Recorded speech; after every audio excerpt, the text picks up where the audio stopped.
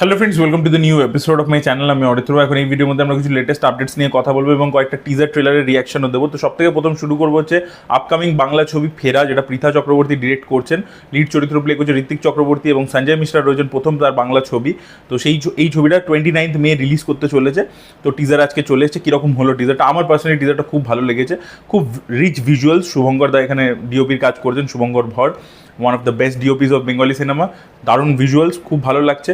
এবং পারফরমেন্স নিয়ে কিছু বলতে হবে না। ঋত্বিক চক্রবর্তী স্টলওয়ার্ড একজন অভিনেতা, তার সাথে সঞ্জয় মিশ্রা, দুজনে যে যুগলবন্দি বাবা ছেলের সম্পর্ক নিয়েই একটা সিনেমা ছিল মেহতা বয়েস বলে, ওই জোনের মধ্যে আর কি এই ছবিটা, যেখানে আমরা দেখতে পাচ্ছি যে ওখানে ছিল বোমান ইরানি ছেলের কাছে শহরে এসে রয়েছে। তো এখানেও গ্রামে বাড়ি রয়েছে সঞ্জয় মিশ্রা, সে এসে রয়েছে ঋত্বিক চক্রবর্তীর কাছে। এবং তারপরে বাবা ছেলে আর কি দুজনের লাইফ দু রকমে, তো অ্যাডজাস্ট করতে কোথাও প্রবলেম হচ্ছে, বা ধীরে ধীরে ছেলেও বুঝতে পারবে বাবার কী চ্যালেঞ্জেস ইত্যাদি, সেগুলো বুঝতে পারবে। বাবাও ছেলেকে বুঝতে পারবে। তারপর দুজন ফেরত যাচ্ছে গ্রামের বাড়িতে, তাদের একটা গ্রামের বাড়ি রয়েছে যেখানে সঞ্জয় মিশ্রা থাকতো মোস্টলি।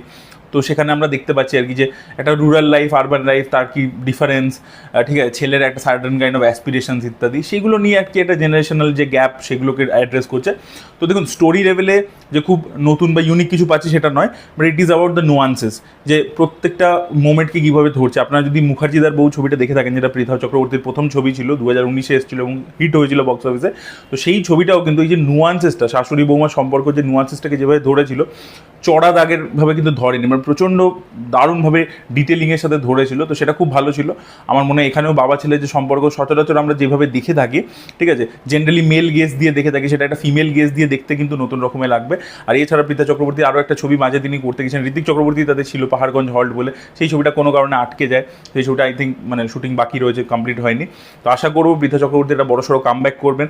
মহিলা ডিরেক্টর, আরও মহিলা ভয়েসেস দরকার রয়েছে, বিকজ মহিলারা মানে বেটার স্টোরি টেলার্স হয় আমার মনে হয়, বিকজ তারা একটা অন্যরকমের লেন্স নিয়ে আসে আর কি, একটা অন্যরকমভাবে গল্প বলে, যেটা ছেলেদের থেকে আলাদা হয়। ছেলেরা যেভাবে যে পার্সপেক্টিভে দেখে তার থেকে আলাদা হয়। তো পৃথাদির ছবি মানেই হচ্ছে সেখানে প্রচুর নুয়ান্সেস থাকবে, ঠিক আছে, এটা খুব একটা ওয়ার্ম থাকবে, যেটা এই টিজারটা আমাদেরকে প্রোভাইড করতে পারছে। তো খুব ভালো লেগেছে আমার, তো পার্সোনালি খুবই ভালো লেগেছে। মিউজিক বলুন, যে ভিজুয়ালস আমরা দেখতে পাচ্ছি, বা ওভারঅল যে পারফরমেন্স, সব কিছু মিলিয়ে আমার খুব প্রমিসিং লাগছে টিজারটা। আপনাদের কি ওপিনিয়ন অবশ্যই কমেন্টে লিখে জানান। এর পরবর্তীতে আমরা কথা বলছি ডুগডুগ বলে একটা সিনেমা রিলিজ করতে চলেছে। মে মাসে রিলিজ করবে, মে 6 বা 8 রিলিজ করবে। অনুরাগ কাশ্যপ, বিক্রমাদিত্য মোটবানি, ভাসান বালা এরা সবাই মিলে প্রেজেন্ট করছে। এই ছবিটা 4 বছর আগে হয়েছিল। টিফের যে ট্রেলার্স আছে না, ওখানে টিফে দেখানো হয়েছিল ছবিটা ডুগডুগ। তো সেখানে আমি টিফ ট্রেলার্সে এটা দেখেছিলাম। তো তখন থেকে আর কি এক্সাইটেড ছিলাম। এটা অ্যাকচুয়ালি একটা রিয়েল ঘটনার উপর বেসড। একটা লোক অ্যাক্সিডেন্টে মারা গেছে, বা তার যে বাইকটা আছে সেই বাইকটা অটোমেটিক্যালি চলতে শুরু করছে, এবার সেই গ্রামের লোকেরা বাইকটাকে পুজো করতে শুরু করছে, ঠিক আছে, মানে বাইকটা মিস্টিরিয়াস ঘটনা ঘটাচ্ছে। আপনারা এটা গুগল করে দেখতে পারেন। এটা মানে অ্যাকচুয়ালি আর কি একটা গ্রামের ঘটনা, যেখানে বাইকটাকে নিয়ে গিয়ে পুলিশ জেলের মধ্যে রেখে দিচ্ছে, লকআপের মধ্যে, সেখান থেকে গায়েব হয়ে যাচ্ছে, দিয়ে রাস্তার উপর চলে আসছে, পপ আউট করে আসছে আবার, ঠিক আছে, যে হাইওয়েতে আর কি অ্যাক্সিডেন্টটা হয়েছিল, তো সেখানে বারবার চলে আসছে। তো ফাইনালি ওখানকার লোকেরা মিলে ওই বাইকটাকে ওখানে রেখে দিচ্ছে, একটা মপেড টাইপের ছিল, এবং সেটাকে তারপরে পুজো করতে শুরু করে দিচ্ছে আর কি। তো এটা নিয়ে আপনারা রিলস ইত্যাদিও আর কি ইনস্টাগ্রামে দেখতে পারেন, প্রায়শই তৈরি হয় আর কি, যেরকম একটা জিনিস ঘটেছে। তো সেই ঘটনাটাকে নিয়ে সেটাকে একটা হিউমারাস ওয়েতে, যেন পিপলি লাইভের যে ট্রিটমেন্টটা ছিল সেরকম একটা ট্রিটমেন্ট দিয়ে কিন্তু পুরো জিনিসটাকে প্রেজেন্ট করা হয়েছে। তো আমার তো পার্সোনালি খুব ভালো লেগেছে। ভিজুয়ালসগুলো আউটস্ট্যান্ডিং লাগছে, গ্রামটাকে যেভাবে দেখিয়েছে, ঠিক আছে, প্রত্যেকটা শট, এবং যখন ধীরে ধীরে ওই পিপলি লাইভের মতো যে একটা ঘটনাকে কেন্দ্র করে, যেটাতে প্রথমে লোকের নজর যাবে না, বাট পরে প্রচুর লোক সেখানে চলে আসছে, মানে প্রচুর লোক আর কি একটা হার্ড মেন্টালিটিতে চলে আসছে। তো সেই ব্যাপারটা যেটা পিপল লাইফে আমরা দেখতে পেয়েছিলাম, একটা সার্কাস কাইন্ড অফ হয়ে যাচ্ছে, সেই জিনিসটা আমরা এখানেও দেখতে পাচ্ছি আর কি। এবং সেটা যেভাবে হচ্ছে, সেখানে যে হিউমারটা বেরিয়ে আসছে, আমার তাই জন্য ট্রেলারটা খুব ইমপ্রেসিভ লেগেছে। আপনারা ডুগডুগের ট্রেলার অবশ্যই দেখুন, এবং পারলে দেখুন, আগে যেটা বললাম, এই ধরনের ছবি একসময় আর কি হলে গিয়ে দেখার লোক ছিল, এখন জানি না কতটা কি ওয়ার্ক করবে। তো স্টোলেন যেরকম ছবিটা ওটিটিতে এলো, খুব ভালো রেসপন্স পেয়েছিল, এটা ওটিটিতে নিয়ে এলে বেটার রেসপন্স পেতে, ওরা হলে ট্রাই করে দেখছে। আমি তো হলে গিয়ে অবশ্যই দেখবো। আপনারাও কিন্তু যদি এই ধরনের ছবি দেখতে ভালোবাসেন, অবশ্যই হলে গিয়ে কিন্তু চেক আউট করবেন। মে 8 রিলিজ করছে ছবিটা। আর ট্রেলারটা যদি না দেখে থাকেন, অবশ্যই চেক আউট করে দেখুন। এর পরবর্তীতে আমরা কথা বলছি কেডি দ্য ডেভিলের ট্রেলার নিয়ে। তো এই ট্রেলারটা বেশ কয়েকদিন আগেই চলে এসছে। আমার ট্রেলারটা দেখে ভাই, গোটা ট্রেলারের মধ্যে আমার খালি একটা মোমেন্ট আমার জন্য ওয়ার্ক করেছে, যেই যে ক্যারেক্টারটা আছে সে যখন অ্যাকশন করছে, তার যে হাওয়াই চটির ওই যে এটা খুলে যায় না, তো সেরকম খুলে গেছে, অ্যাকশন করতে করতে ওটাকে আবার ঠিক করে নিচ্ছে, আবার গলিয়ে নিচ্ছে পায়ে। এই একটা মোমেন্ট আমার ভালো লেগেছে, অ্যাকশনের মাঝে মাঝে করছে, ওই জিনিসটা পার্টিকুলারলি ভালো লেগেছে। বাকি ট্রেলার জুড়ে সবাই খালি হাঁ হাঁ করে চিৎকার করছে, ঠিক আছে, এ ওকে মারছে, ও ওকে কাটছে, প্রচুর খরচা করা হয়েছে, বড় বড় সেট, একটা 70s বা 80s পিরিয়ড দেখাচ্ছে, প্রচুর খরচা করা হয়েছে। শিল্পা শেট্টি চেঁচাচ্ছে, সঞ্জয় দত্ত চেঁচাচ্ছে, ধ্রুবা স্যার চেঁচাচ্ছে, সবাই চিৎকার করে যাচ্ছে খালি, ঠিক আছে। তো মাইট বি আমার দেখে যেটা গল্পটা মনে হলো, অ্যাব্রাপ্টভাবে ট্রেলারটাকে কেটেছে, ট্রেলারটা কিন্তু সেই লেভেলে মজাও দিতে পারে না, ঠিক আছে। বিজিএম খুব ভালো না। এই ডিরেক্টর প্রেম কিন্তু একসময় খুব ভালো ভালো সিনেমা বানিয়েছেন, দেখা যাক এই ছবিটা কীরকম বানায়। আমার মানে এটা প্রথম যে অ্যানাউন্সমেন্ট টিজারটা এসেছিল সেটা আমার একটা এক্সপেকটেশন তৈরি করছিল, তারপরে তো গান ফান যা যা বিভিন্ন সময় এসছে, মানে পুরো আশা আর কি মেরে দিয়েছে, মানে আমি ছবিটা থেকে কোনো আশাই রাখছি না। এবার আমার যেটা দেখে মনে হলো যে একটা লোক ছেলে যে হয়তো খুব ইনোসেন্ট টাইপের ছেলে ছিল, প্রেম টেম করতো, এবার সে কীভাবে এই গ্যাংস্টারদের মাঝে জড়িয়ে পড়ছে, ঠিক আছে, সেখান থেকে আর কি করে ওর রাইজ হচ্ছে, কি হচ্ছে, সঞ্জয় দত্তের সাথে টাসেল হতে পারে, মাইট বি সেরকম কিছু হতে পারে, দেখা যাক সেটা কী হয়। তো আমার একদম ভালো লাগেনি, আর এবং ভিজুয়ালসগুলো পুরো খুব প্লাস্টিক, খুব সিনথেটিক লাগছে আর কি, সিনথেটিক লাগছে। আপনাদের কিরকম লেগেছে অবশ্যই কমেন্টে লিখে জানাবেন। এবার আমরা আপডেটসগুলো নিয়ে কথা বলবো। ভিডিও সবথেকে প্রথম আপডেটটা হচ্ছে পেদ্দি ছবিকে কেন্দ্র করে। তো পেদ্দির যে স্পেশাল আইটেম সং থাকতে চলেছে সেটাতে কিন্তু আমরা শ্রুতি হাসানকে দেখতে পেতে চলেছি। প্রথমে শোনা গেছিল মৃণাল ঠাকুর থাকবে, তারপরে আরও একজন হিরোইনের নাম উঠে এসেছিল, তারপরে ফাইনালি এখন শোনা যাচ্ছে শ্রুতি হাসান এই গানটার মধ্যে, তাকে আমরা দেখতে পাবো। আজ থেকে রামোজিতে শ্যুট হচ্ছে এই গানটা। এর পরবর্তী আপডেটটা হচ্ছে এস এস রাজামৌলি বারাণসী ছবিকে কেন্দ্র করে ছবির 80% শুটিং কিন্তু কমপ্লিট হয়ে গেছে।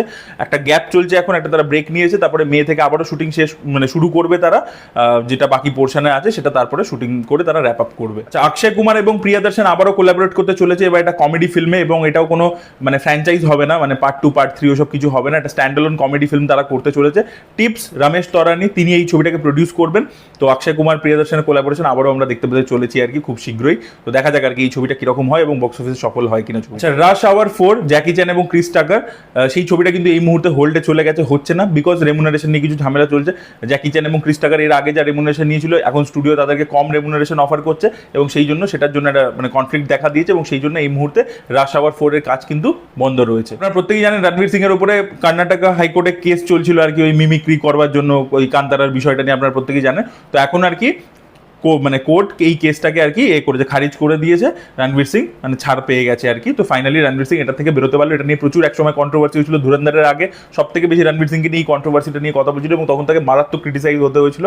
তারপরে ধুরন্ধর এসে তার সব কিছু চেঞ্জ করে দিয়েছে। তো এই ব্যাপারটাও আর কি পুরোপুরি ইস্যুটা সলভ হয়ে গেছে। আচ্ছা, মান্ডাডি বলে যে ছবিটা আসছে, যেটা সুরির আপকামিং ছবি, বোট রেসিং নিয়ে হতে চলেছে, তো সেই ছবিটা শুটিং কিন্তু পুরোপুরি র্যাপ আপ হয়ে গেছে। আচ্ছা, কালকির যে পার্ট 2 আসছে সেখানে কিন্তু প্রভাসকে ভৈরব এবং কর্ণ এই দুটো চরিত্র বাদেও আরেকটা ক্যারেক্টারে আমরা দেখতে পেতে চলেছি, যেটা কিন্তু পার্ট 2 খুব শকিং হতে চলেছে, এরকমই একটা আপডেট উঠে আসে। তো তাকে একটা থার্ড ক্যারেক্টারে আমরা নতুন ক্যারেক্টারে কিন্তু এই পার্টে দেখতে পেতে চলেছি। তো দেখা যাক কিভাবে সেটাকে আনে তারা ইন্ট্রোডিউস করে, সেটা দেখার মতো বিষয় হবে। সূর্যার আপকামিং ছবি কারপ্পু, যেটা মে মাসে রিলিজ করছে, মের 8 তারিখে। তো সেই ছবি ট্রেলার লঞ্চ মিউজিক লঞ্চ হবে 26শে এপ্রিল মাদুরাইতে।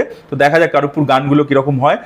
গান কোনোটাই এখন অব্দি মানে যে কটা বেরিয়েছে সেগুলো যে মারাত্মক ভাইরাল হয়েছে ইত্যাদি হয়েছে সেরকম কিন্তু হয়নি। আচ্ছা, প্রভাসের যে ডার্লিং বলে ছবিটা আছে, না দেখে থাকলেন অবশ্যই দেখতে পারেন, খুব ভালো সিনেমা। তো সেই ছবিটা রিলিজ করেছে, 3 দিনে 10 কোটি টাকা কালেকশন করতে পেরেছে। তো প্রভাসের ফ্যান্সরা গিয়ে খুবই দেখছে, তাদের পছন্দ হচ্ছে ছবিটা।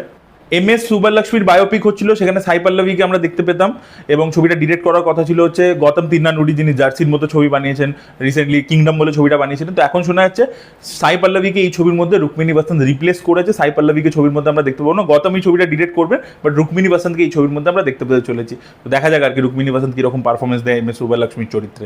আর লাস্ট আমরা এই ভিডিওর মধ্যে কথা বলবো যে স্পাইডারম্যান নোয়ারের ট্রেলার চলে এসেছে, এটা একটা সিরিজ প্রাইমের আপকামিং। তো আমার ট্রেলারটা হেভি লেগেছে, আমি ব্ল্যাক অ্যান্ড হোয়াইটটা বেশি প্রেফার করছি, আমি সিরিজটা দেখবো ব্ল্যাক অ্যান্ড হোয়াইটে, বিকজ যেহেতু নোয়ার এবং পুরো ওটার ফিলটাকে রেখেই করা হয়েছে। এবং খালি কিন্তু ব্যাপারটা নোয়ারও নয়, মানে নোয়ার তো আপনারা জানেন যে ক্রাইম ড্রামা সেইগুলো জিনিসপত্র দেখায়, ভিজুয়ালসগুলো এরকম কন্ট্রাস্টিং জিনিসপত্র, সোসাইটি প্রচণ্ড করাপ্টেড, একদম পুরো সব কিছু সিস্টেম ভেঙে গেছে। তো তার মধ্যে নিকোলাস কেজের চরিত্রটা যে একটা ডিটেকটিভ প্রাইভেট ইনভেস্টিগেটর, তার কাছে একজন মহিলা আসছে যে আমার এক বন্ধু গায়েব হয়ে গেছে, তোমায় খুঁজতে হবে। এবার তাকে খুঁজতে গিয়ে একটা বড় আর কি সিন্ডিকেটের সামনে সে চলে আসছে। এবার ইন্টারেস্টিং ব্যাপার হচ্ছে এটার মধ্যে একটা স্টিম পাঙ্কের মতো ব্যাপারও আছে, যে ওই এরা 40s এরা হয়তো দেখাচ্ছে 30s বা 40s হবে, বাট সেখানে কিন্তু টেকনোলজি প্রচুর অ্যাডভান্স হয়ে গেছে, কারণ প্রত্যেকটা ভিলেনের মধ্যে কিন্তু সুপার পাওয়ার রয়েছে, কারণ নিজে আগুন লাগাতে পারছে, কেউ শক দিতে পারছে, ঠিক আছে, কারণ সুপার হিউম্যান স্ট্রেংথ আছে।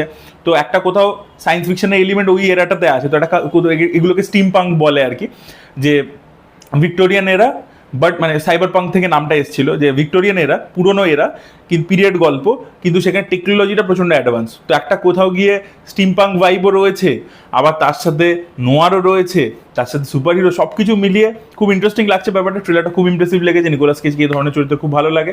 সব কিছু মিলিয়ে আমার তো স্পাইডারম্যান নোয়ারের জন্য আমি কোয়াইট এক্সাইটেড। আপনাদের কিরকম লেগেছে অবশ্যই কমেন্টে লিখে জানাবেন। So this was the video guys, আপনাদের কি বক্তব্য অবশ্যই কমেন্টে লিখে জানাবেন। এই ভিডিওটা ভালো লেগে থাকলে লাইক করুন, শেয়ার করুন, চ্যানেলকে সাবস্ক্রাইব করতে ভুলবেন না। Bye bye.